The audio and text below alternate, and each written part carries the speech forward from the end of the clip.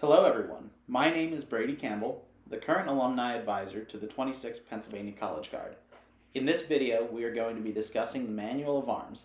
The Manual of Arms was a system put together to help soldiers learn how to effectively use their weapons on the battlefield.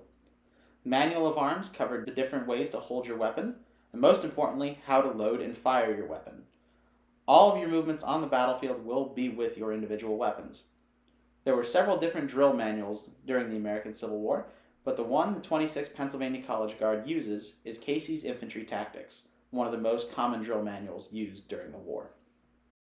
Before we get into the drill manual itself, we should go over a few parts of the weapons. The musket has 3 bands. The upper band is the one closest to the muzzle of the piece. The middle band is the second band on the piece in the middle, as the name suggests, and the lower band is the band closest to the lock of the weapon. The lock of the piece consists of the lock plate and the hammer, and the small of the stock is the thinnest part of the stock. It is the area just below the lock and the trigger guard. Now we will dive into the Manual of Arms. Attention! When given this order, the soldier would come to the position of order arms. This is the position of a soldier when they have their weapon. The feet come together and form a 45-degree angle. The butt of the piece is resting next to the right foot of the soldier, and he is holding the piece around the middle band. Shoulder arms. The soldier moves his right arm to a 90-degree angle to raise the piece.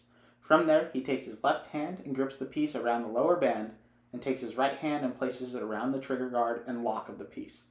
He then takes his left hand and returns it to its original position. Support arms. From the position of shoulder arms, the soldier would bring the piece in front of him with his right hand in the small of the stock, and his left around the lowest band. From there, he would turn the piece so the trigger guard would be facing towards him. He would move the piece to his left side with his right hand still around the small of the stock, and bring his left arm across his body. The hammer or cock of the piece would rest in the bend of his elbow. Rest. On the command rest, the soldier would grip the small of the stock with their right hand, using it to support the piece.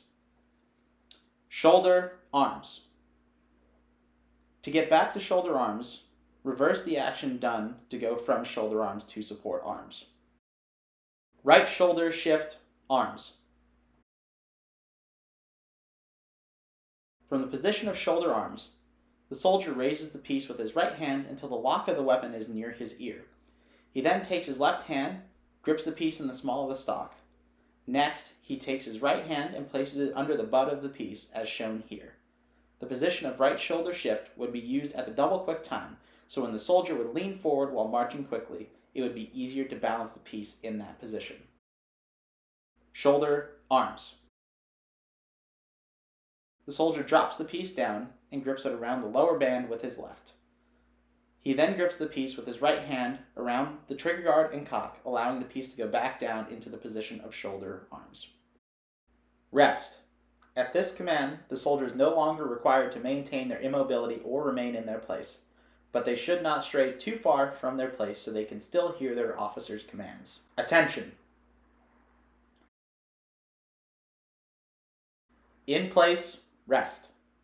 This command is very similar to the previous one, but while the soldier is not required to maintain their immobility, they must keep one foot in place on line. Attention! Parade, rest. From the position of order arms, when this order is given, the soldier will turn the piece on the heel of the butt. The barrel should be facing to the left, and the muzzle should be in the center of the body.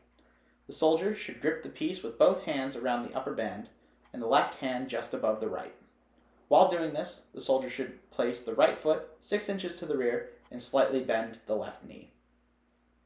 Attention! Fix, bayonet.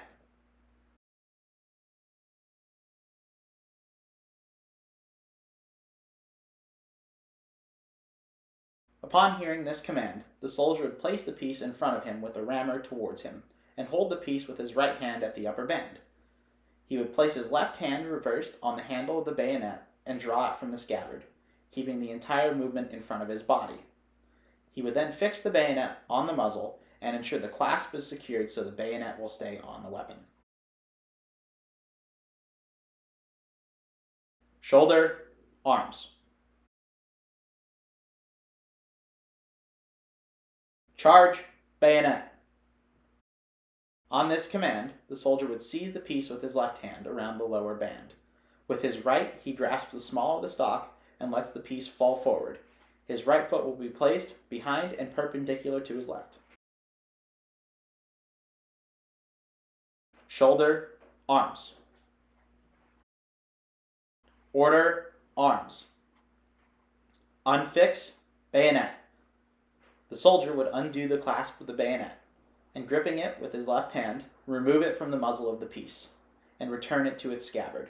After this is completed, the soldier would return to the position of order, arms. Next, we will cover how to load and fire your piece. Load in 9 times, load.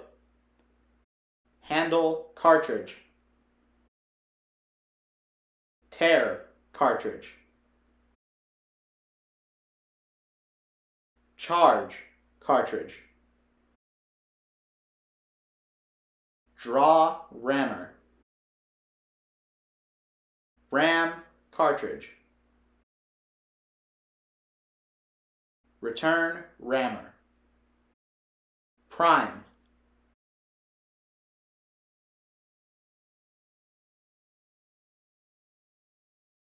Shoulder, arms.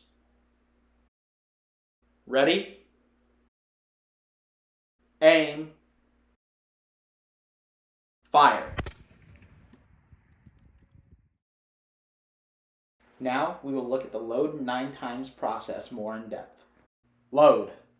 The soldier brings his piece in front of him between his feet with the rammer facing toward him. He grasps the piece with his left hand and moves his right hand back to his cartridge box. Handle cartridge. The soldier would seize a cartridge with his thumb and first 2 fingers, raise it to his mouth, and place the tail of the cartridge between his teeth. Tear cartridge. The soldier would use his teeth to tear the cartridge open so he could expose the black powder within the paper. He would position the cartridge in front of the muzzle to prepare for the next step. Charge cartridge.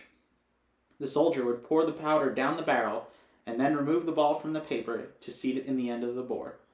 For reenacting purposes, we obviously do not place a projectile in the muzzle. Draw rammer. The soldier would draw the rammer by gripping it and extending his arm up. Clear the rammer from the muzzle by extending his arm again and turning the rammer to place it on the ball in the muzzle of the piece. Ram cartridge. The soldier would ram the ball down the length of the barrel, seating it in the bottom of the bore. Return rammer. The soldier would draw the rammer to remove it from the barrel completely. Then he would flip the rammer and return it into its place beneath the muzzle. Prime. The soldier would seize the piece around the middle band with their left hand and around the small of the stock with their right. They would bring the cock of the piece just above their cap pouch, and they would then bring the piece to half cock, reach into their cap pouch, and place a cap on the nipple. After this step, the soldier would return to shoulder, arms. Shoulder, arms. Ready. The soldier would bring the piece into the same position during the order prime, but at this order, he would also bring his piece to full cock. He would place his right foot behind and perpendicular to his left foot. Aim. The soldier would take aim at his target. If in the rear rank, the soldier would step up into the space between the 2 men in front and right of him. Fire. The soldier would discharge his weapon and begin the process all over again. We've now gone through the basics of the Manual of Arms as described in Casey's Infantry Tactics. This is by no means an exhaustive summary of the drill manual, but this should be good enough to get you through your first event portraying infantry. Look for future videos that go into more detail on elements of the School of the Soldier highlighted in Casey's. Thank you for watching, and be sure to like and subscribe.